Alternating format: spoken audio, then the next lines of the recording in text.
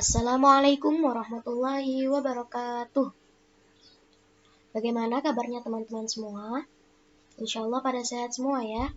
Hari ini kita akan belajar pendidikan agama Islam, tapi sebelum kita masuk ke pembelajaran, mari kita buka pembelajaran dengan membaca basmalah. Bismillahirrahmanirrahim. Hari ini kita akan belajar tentang kisah teladan Luqman Al-Hakim. Langsung saja kita masuk ke poin-poinnya ya. Sekilas tentang Luqman Al-Hakim. Luqman Al-Hakim adalah seorang hamba Allah yang sholih, yang terkenal karena nasihat-nasihat kepada anaknya. Dia bukanlah seorang nabi, dia adalah manusia biasa yang sholih dan berakhlak mulia. Menurut sebagian pendapat, Luqman Al-Hakim adalah seorang tukang kayu yang berasal dari Habsyi. Ada juga yang berpendapat Luqman Al-Hakim adalah seorang hakim yang hidup pada masa Nabi Daud alaihi salam. Nama dan kisah Luqman Al-Hakim diabadikan oleh Allah Subhanahu wa taala dalam Al-Qur'an. Karena dia adalah orang shalih dan berakhlak mulia yang patut diteladani. Luqman Al-Hakim mengajarkan 4 pokok pendidikan kepada anaknya, yaitu akidah, ibadah, dakwah, dan akhlak. Konsep pendidikan Luqman Al-Hakim. Yang pertama, yaitu tentang pendidikan akidah. Yang kedua, tentang pendidikan ibadah. Yang ketiga, tentang pendidikan dakwah. Dan yang keempat adalah pendidikan akhlak. Jadi perlu diingat, konsep pendidikan Luqman Al-Hakim itu ada 4 ya. Yang pertama akidah, yang kedua ibadah, yang ketiga dakwah, dan yang keempat akhlak. Kita langsung lanjut. Yang pertama yaitu tentang pendidikan akidah.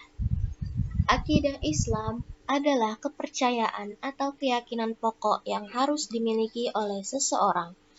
Akidah merupakan hal utama dan mendasar yang harus diajarkan kepada setiap anak. Selain akidah, beliau juga mengajarkan tentang tauhid.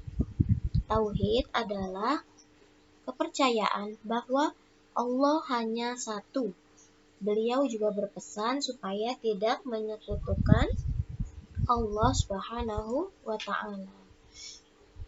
Dalam meyakinkan anak-anaknya dalam bertauhid, Luqman Al-Hakim berpesan bahwa setiap amal yang diperbuat pasti akan mendapat balasan. Allah selalu mengawasi sekecil apapun perbuatan kita, baik yang dilakukan dengan sembunyi-sembunyi maupun terang-terangan. Ya, jadi tentang akidah seperti itu ya. Kita tidak boleh menyekutukan Allah Subhanahu wa taala dan kita juga harus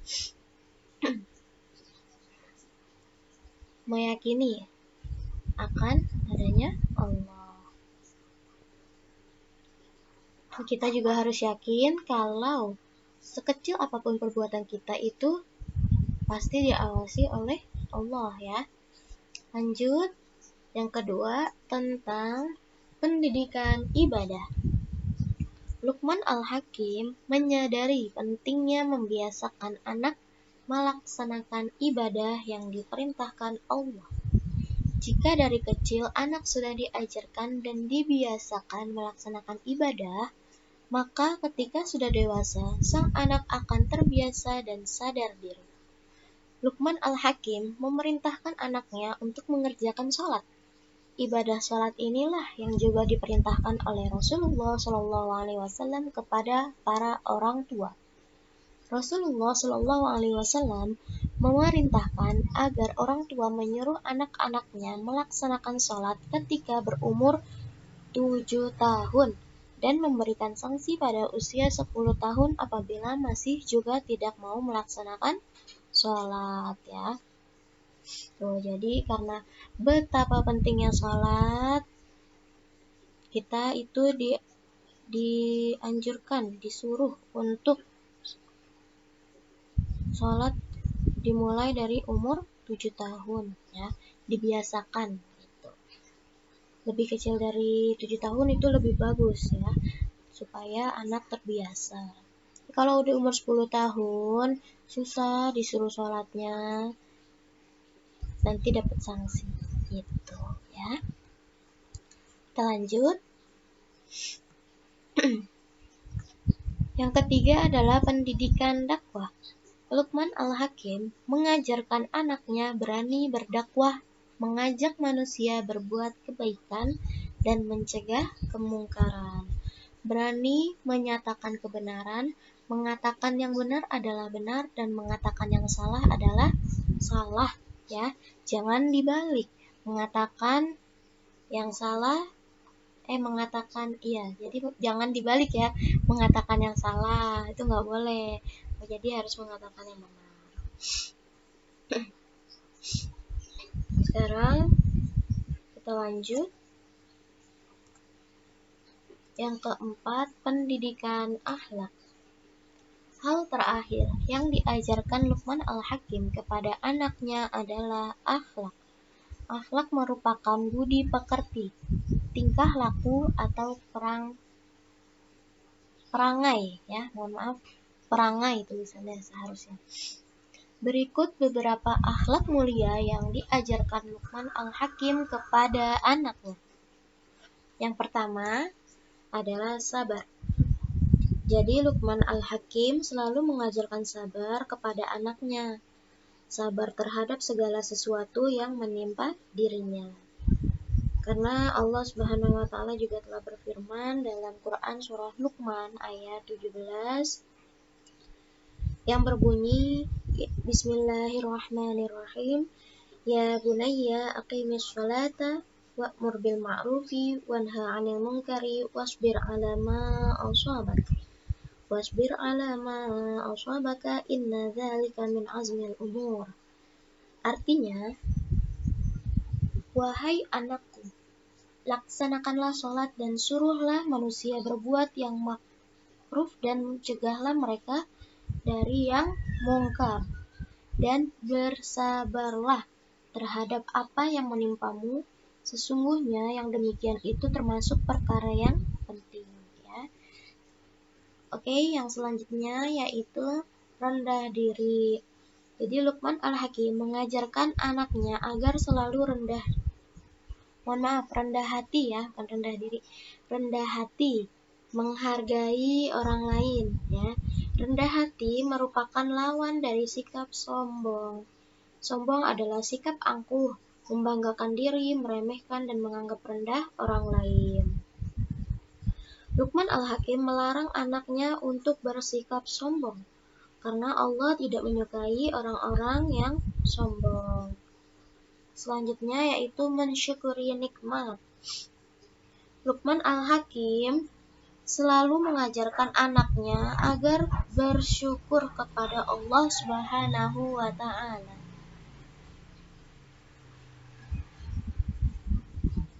Bersyukur atas segala karunia dan pemberian yang telah diberikan Allah. Bersyukur merupakan salah satu bentuk rasa terima kasih kita kepada Allah Subhanahu wa taala. Dan Allah juga akan menambah kebaikan dan rezeki bagi hambanya yang mau bersyukur. Tetapi apabila hamba tersebut tidak bersyukur dan mengingkari nikmat Allah, maka sungguh siksa Allah amat dahsyat ya. Selanjutnya yaitu berbakti kepada orang tua. Luqman Al-Hakim memberi nasihat kepada anaknya agar selalu berbakti kepada orang tua.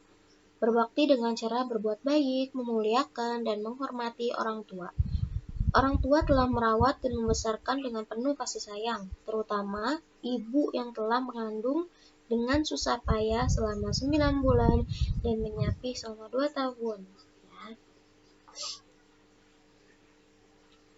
Sebagaimana yang telah Allah firmankan dalam Quran surah Luqman ayat 14 yang artinya, dan kami perintahkan kepada manusia agar berbuat baik kepada kedua orang tuanya.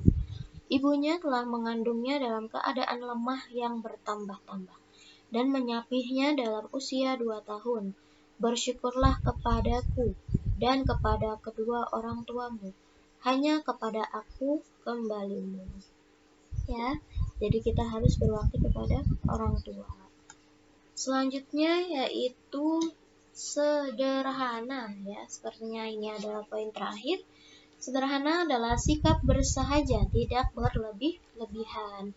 Sederhana di sini tidak hanya ketika membeli barang, makan, atau minuman. Sederhana di sini termasuk sederhana ketika berjalan.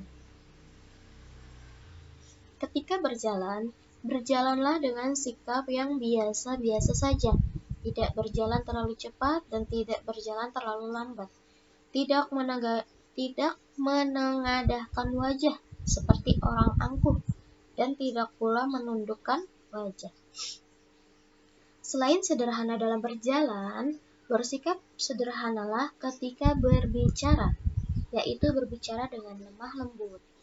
Bicaralah dengan nada suara yang sekiranya orang yang kita ajak bicara dapat mendengarnya. Janganlah berbicara dengan nada suara yang tinggi dan keras, ya. Karena Allah Subhanahu wa taala juga telah berfirman dalam Quran surah Luqman ayat 19 yang artinya, dan sederhanakanlah dalam berjalan dan lunakkanlah suaramu. Sesungguhnya seburuk-buruk suara ialah suara keledai. Ya, selain sederhana ketika berjalan dan berbicara, kita juga harus sederhana dalam hidup. Artinya, tidak hidup berlebihan dan bermegah-megahan. Hiduplah secara sederhana dan sesuai kebutuhan. Ya, jadi seperti itu konsep pendidikan Luqman Al-Hakim. Ya, cukup sekian dari Ustazah.